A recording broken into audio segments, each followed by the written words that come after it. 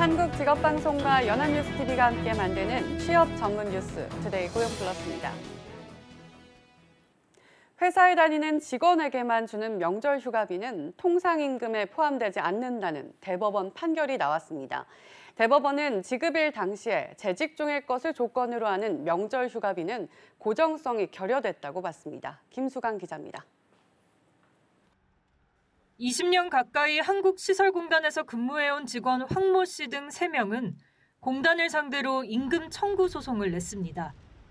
이들은 명절 휴가비와 급식보조비, 교통보조비 등이 모두 근로기준법상 통상임금에 포함돼야 하지만 회사가 정한 보수 규정은 이를 제외시켰다고 주장했습니다. 따라서 새로 정산한 통상임금을 기준으로 시간 외 수당 차액을 지급해달라고 요구했습니다.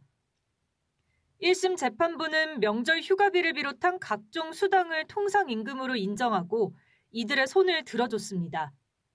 황 씨 등에게 각각 2,800만 원에서 3,500만 원을 지급하라고 판결했습니다. 하지만 2심 재판부 판단은 달랐습니다. 1심 재판부가 통상임금으로 인정한 수당 가운데 명절 휴가비는 제외했습니다. 이에 따라 황 씨 등에게 재산 정한 금액인 700만 원에서 800만 원을 지급하라고 판결했습니다. 대법원은 2심 판결이 옳다고 봤습니다. 명절 휴가비가 지급일 당시 근로자가 재직 중일 것을 지급 요건으로 한다면 통상임금 판단 기준 가운데 하나인 고정성을 결여했다고 판단했습니다. 다만 2심 판결에서 시간 외 수당을 계산할 때 회사의 보수 규정을 기준으로 1.84배를 곱한 것은 옳지 않다고 봤습니다. 통상임금 산정은 근로기준법을 따르면서 그 가산율은 근로기준법이 정하고 있는 1.5배와 달리 회사 규정을 따르는 것은 문제가 있다며 사건을 돌려보냈습니다. 연합뉴스TV 김수강입니다. 대학이 시간 강사를 전업과 비전업으로 나눠 강사료에 차등을 주는 것은 위법이라는 대법원 판결이 나왔습니다. 대학 시간 강사의 40%인 비전업 강사들의 처우 개선 요구가 높아질 것으로 예상됩니다. 신세롱 기자가 보도합니다. 대학 시간 강사의 40%, 전문대학 63%인 비전업 강사. 7만 3천여 대학 강사 중 3만 5천여 명이 강사 외에도 다른 일자리를 가지고 있는 겁니다. 강사들의 전업, 비전업 기준은 대부분 국민건강보험공단의 4대 보험 자격득실입니다. 전업과 비전업 간 강사료 차등은 지난 2002년 교육부에 의해 시작됐습니다. 다른 직업 없이 고등교육 활동에 종사하는 이들이 열악하다는 이유로 국공립대학에 예산 지침을 내린 겁니다. 하지만 실제 같은 강의를 하면서도 많게는 3배까지 임금 차이가 발생해 동일 노동, 동일 임금 문제가 꾸준히 제기되어 왔습니다. 비정규 교수노조는 대법원 판결을 환영하는 분위기입니다. 재정 압박이 큰 사립대학의 구조조정이 일부 있을 수 있지만 시간 강사 임금의 하향 평준화 우려는 낮다는 분위기입니다. 특히 전업과 비전업의 강사료 차이가 큰 대다수 대학은 국공립이라는 설명입니다. 동일 노동, 동일 임금 지구원칙에 맞으니까 그거는 우리가 환영할 만한 일이고 임금이 하향 평준화될 그런 우려는 없는데 재정 핑계로 이제 구조조정이 이제 심화될 가능성은 배제할 수가 없습니다. 대학들은 대법원 판례에 맞춘 강사료 변경 준비에 나설 것으로 예상됩니다. 다만 노조가 있는 대학은 처우 개선 방향을 제시할 수 있지만 노조가 없는 대학의 경우 교육부의 지침이 중요한 잣대가 될 거란 지적입니다. 연합뉴스TV 신세롬입니다. 지난달 취업자 수는 13개월 만에 가장 큰 폭으로 늘었지만 중장년층을 중심으로 한 고용 지표는 크게 악화했습니다. 통계청에 따르면 올해 2월 50대 실업자 수는 20만 6천여 명으로 관련 통계를 작성한 1990년 이후 최고치를 기록했습니다. 지난달 구직 단념자도 작년 2월보다 4만 1,000명 늘어난 58만 3천 명을 기록해 2월 기준으로 2014년 이후 가장 많았습니다. 경제활동을 하지 않고 특별히 하는 일 없이 그냥 쉬는 이들도 2003년 이래 가장 많은 216만 6천 명이었습니다. 국회 환경노동위원회와 산업인력공단이 4차 산업혁명 등 일자리 환경 변화에 따른 일자리 창출 지원을 논의했습니다. 15일 국회에서 열린 토론회는 국회 환노위 김학용 위원장과 환노위 소속 한정혜 의원, 김희자 의원, 김동철 의원이 공동 주최하고 산업인력공단의 주관으로 진행됐습니다. 이번 토론회에서는 각 분야 전문가들이 모여 일자리 환경 변화에 따른 인적 자원 개발의 현 주소를 짚어보고 산업인력공단의 일자리 창출 지원 역할과 향후 과제를 모색했습니다. 최영섭 한국직업능력개발원 선임연구위원은 이 자리에서 인적 자원에 대한 포괄적 혁신 성장을 위해서는 중소기업과 취약계층에 대한 미래지향적 역량 개발의 기회를 높여야 한다며 이를 위해 선도기업의 역할 정립과 정부의 포용적 리더십이 필요하다고 강조했습니다. 김동만 산업인력공단 이사장은 토론을 통해 도출된 과제들에 대해서 정책부서 및 유관기관과 긴밀히 협업하고 적극적으로 개선해 나가도록 하겠다고 말했습니다. 납품업체에 대한 대형마트나 백화점의 갑질 얘기는 어제 오늘 얘기가 아니죠. 7년 전 대규모 유통업법이 도입되고 당국의 적발과 제재가 계속되면서 조금은 나아졌다고 하는데 아직도 판촉 행사비 떠넘기기 같은 갑질은 여전한 것으로 드러났습니다. 이진우 기자입니다. 2014년 7월, 당시 경기도 고양의 신규 개점을 앞뒀던 한 대형마트. 하지만 개장 준비는 이 회사가 아닌 납품업체 직원들 몫이었습니다. 납품업체는 직원을 보낸 것도 모자라 이들의 인건비도 부담해야 했습니다. 전형적 갑질이었습니다. 2년 뒤 공정위는 3대 대형마트에서 모두 유사 사례를 적발해 총 238억 원의 과징금을 부과했습니다. 2017년에는 대금이나 계약서를 뒤늦게 주거나 판촉 행사 비용을 떠넘긴 주요 백화점들이 잇따라 공정위 제재를 받았습니다. 하지만 이번 조치도 소용이 없었습니다. 유통업체들의 갑질이 아직도 계속되고 있는 겁니다. 특히 판촉비 떠넘기기는 최근까지도 근절되지 않는 대표 사례입니다. 중소기업중앙회 설문 결과 납품업체들이 마진을 줄여 할인 판촉을 해도 백화점과 대형마트에 내는 수수료율은 그대로거나 오히려 더 많이 낸 것으로 드러났습니다. 판매 촉진 및 부담 전가를 금하는 현행 법률과 당국의 지침이 아예 무시되고 있다는 겁니다. 금전적인 부담을 이에 떠넘기는 형태에 대해서는 엄격한 관리가 필요하다고 생각됩니다. 특정 업체에 대해서 개별적으로 관리하기보다는 보다 명확한 법적 체계와 규정 체계를 만들어가는 것이 필요할 것으로. 이 같은 고질적인 판촉비 떠넘기기를 근절하려면 행사 비용과 수수료를 반드시 공개하도록 하는 방안이 필요하다는 지적입니다. 연합뉴스TV 이진우입니다. 소상공인의 수수료 부담을 덜어주는 제로페이가 도입된 지 이제 석 달이 되어갑니다. 여전히 실생활에 녹아들지 못한 형국인데요. 다음 달 정식 서비스가 시작되면 달라질까요? 백기령 기자가 보도합니다. 최근 박원순 서울시장의 일정 중 자주 눈에 띄는 것은 제로페이 홍보 활동입니다. 신용카드 필요 없고요. 이것만 들고 다니면 되는데 오늘 제가 돈 좀 쓰고 갈게요. 박 시장이 반드시 성공시키겠다며 단언하고 있는 제로페이는 지난해 12월 론칭했지만 여전히 시범 서비스 상태입니다. 부족한 부분을 보완해 정식 서비스를 시작하겠다던 약속은 3월에서 4월로 미뤄졌습니다. 자치구와 손을 잡고 제로페이 확산에 총력을 기울이고 있지만 여전히 실적은 미미합니다. 이달 초 자유한국당 김종석 의원이 금융감독원에서 받은 자료에 따르면 올해 1월 제로페이 은행권 결제 실적은 8,633건, 결제 금액은 약 1억 9,949만 원에 불과했습니다. 은행권 실적을 같은 달 국내 개인카드에 비교하면 결제 금액은 0.0003%입니다. 서울시는 2월에는 뚜렷한 증가세가 있다고 강조했지만 이 역시 개인카드 결제 수준과 비교하면 턱없이 초라합니다. 서울시는 다음 달 제로페이의 기능 추가에 기대를 걸고 있습니다. 6대 편의점과 프랜차이즈에 바코드 인식 결제 단말기 시스템을 가동해 소비자의 결제 편의성을 높이고 교통카드 기능도 추가해 접근성을 높일 계획입니다. 정식 서비스가 시작되는 4월은 결국 제로페이가 살아남느냐 도태되느냐를 가를 운명의 시간이 될 것으로 보입니다.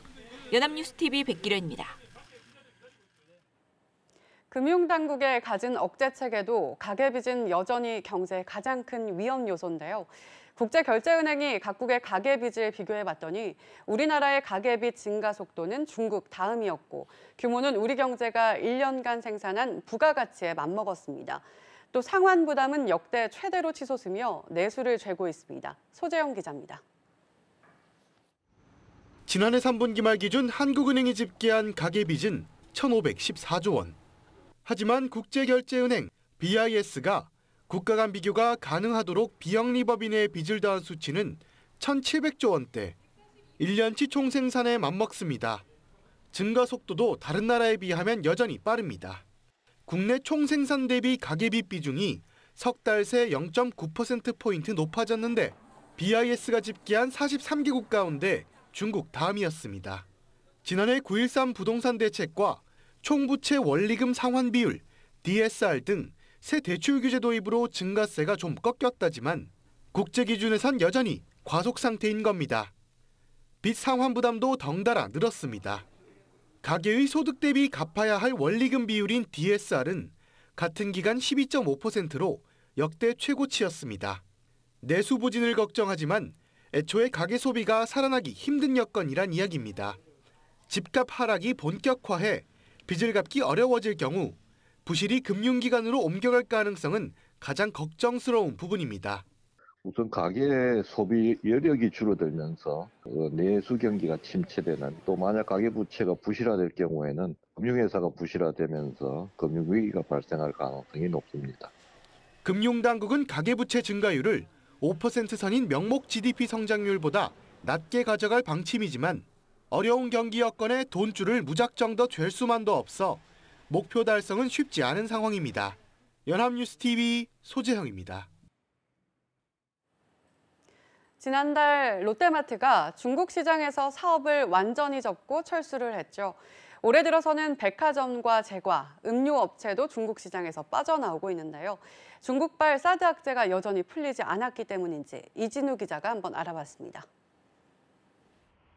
롯데가 중국 텐진에 있는 백화점을 이달 말까지만 운영하고 매각하기로 했습니다. 2008년 중국에 진출해 한때 6곳까지 확대됐지만 이제는 3곳으로 줄어들게 됐습니다. 롯데는 제과와 음료 공장 6곳 중 가동률이 떨어진 중국 내 일부 공장도 매각을 검토 중입니다. 지난해 철수한 마트에 이어 백화점과 제과, 식음료까지 줄줄이 출구 전략을 짜고 있는 겁니다. 중국 시장에서 최근 사업을 접는 기업은 롯데만이 아닙니다. CJ푸드빌은 중국 내 외식 프랜차이즈 핍스를 이달 말까지만 운영하고 정리할 예정입니다.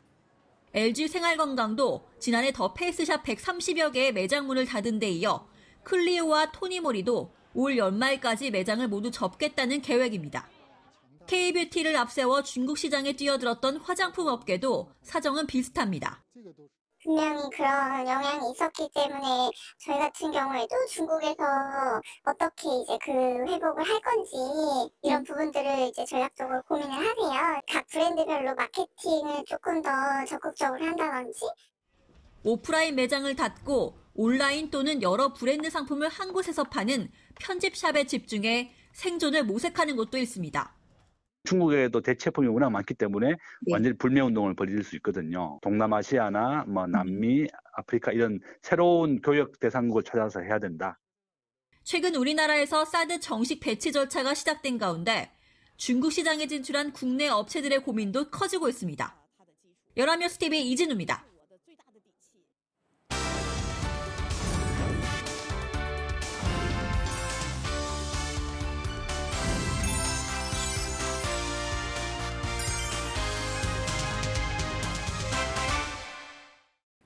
사회적으로 핫한 이슈를 키워드로 알아보는 핫키워드 시간입니다. 안치홍 아나운서 안녕하세요. 안녕하세요.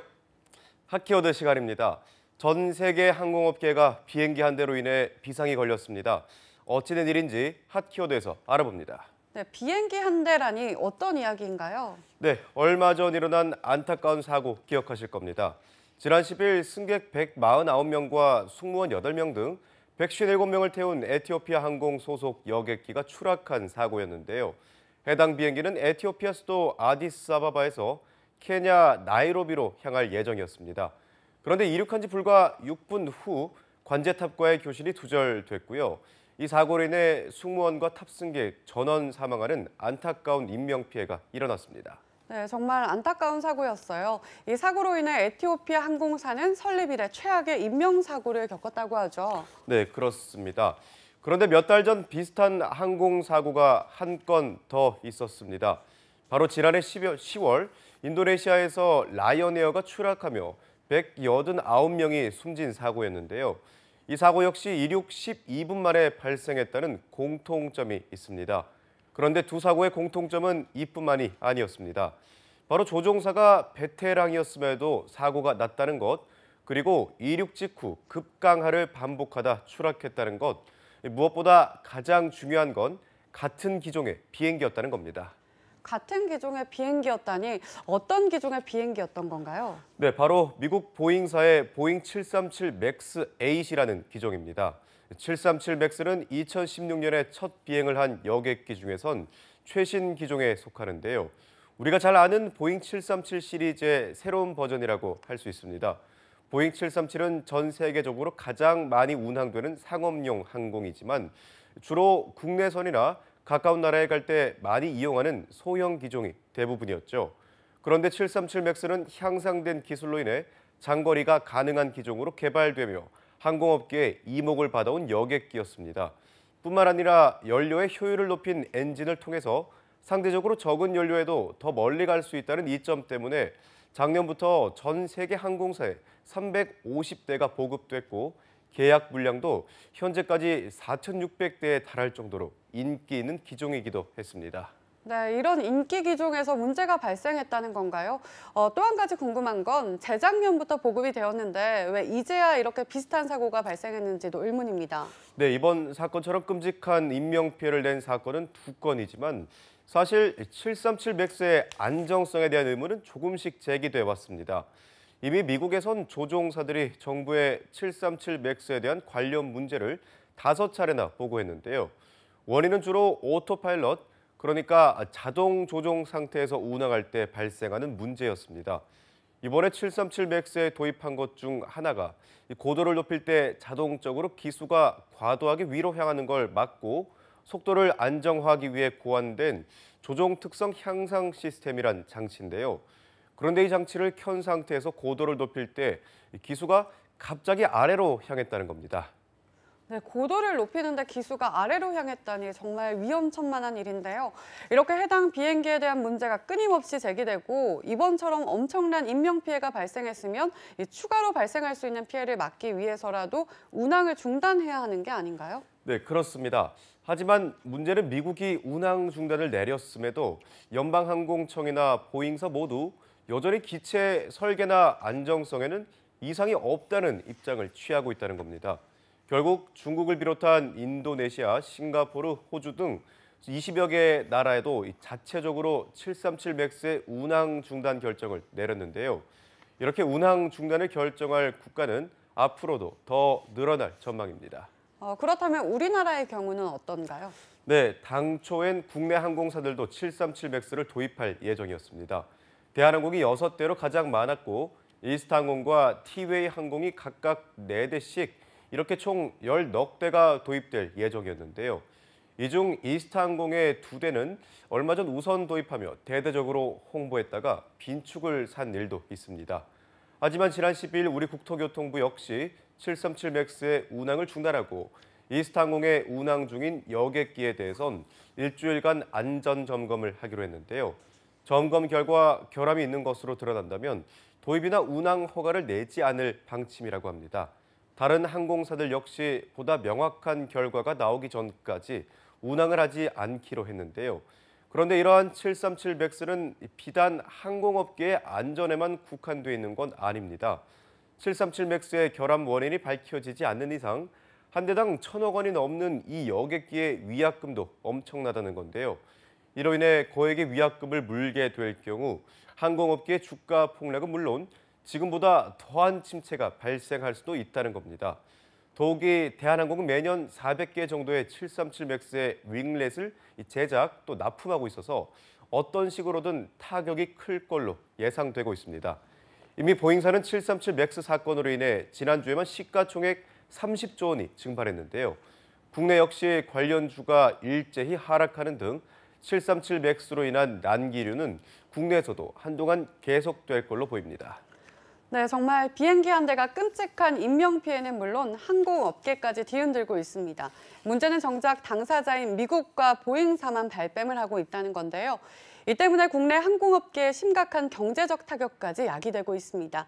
부디 조속하게 사고의 원인과 해결책이 밝혀져서 승객에겐 보다 안전한 탑승을, 그리고 항공업계엔 다소나마 숨통이 트일 수 있는 기회가 마련되길 바라겠습니다. 지금까지 하키어드 안치홍 아나운서였습니다. 고맙습니다. 고맙습니다. 지금까지 투데이 고용 플러스였습니다. 오늘 저희가 준비한 내용은 여기까지입니다. 함께해 주신 여러분 고맙습니다.